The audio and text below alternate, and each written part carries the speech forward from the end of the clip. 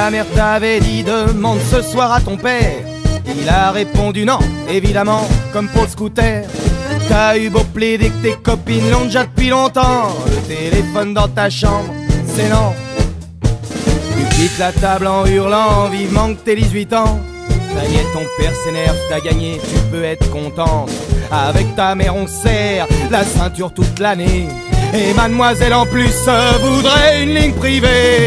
Tu claques la porte de ta chambre couverte d'autocollants. Tout notre disturbe des hôtels accrochés à la poignée. Tu sors de sa cachette ton journal intime, aussi bien planqué qu'un livre de fion dans la piole d'un garçon. Derrière la couverture, genre David Hamilton, tu racontes entre deux larmes qu'un jour tu vas fuguer. Tu sors d'une autre cachette un paquet de cigarettes hyper light mentholé que tu fumes à la fenêtre. Mais y a Ludovic et il t'aime et tu l'aimes. Ça fera 1 an dans 10 mois que vous sortez ensemble. Et même s'il a tellement de boutons qu'on dirait un clafoutis, tu peux trop rien dire. Des boutons t'en as aussi, mais t'es jolie, ouais t'es jolie.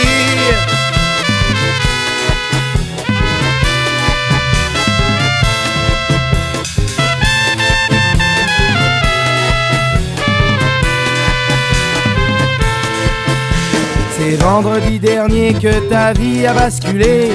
T'avais dit à ta mère que tu dormais chez Stéphanie. Manque de bol, Stéphanie a appelé.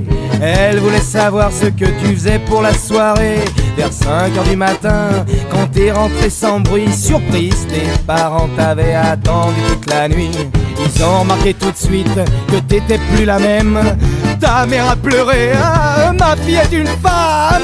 Bizarrement, ils t'ont paru moins vieux, mais toujours aussi con. Pas question de pleurer devant eux. Ta mère a demandé, t'as pris tes précautions. Ton père a crié, mais il s'est tapé ma fille, ce petit con. Il a fallu vous mettre à deux pour le désarmer. Il était encore furieux, mais parlait plus de l'émasculer. Pour penser à autre chose, il a rangé 3 fois le garage. Il a tendu le jardin et celui des voisins.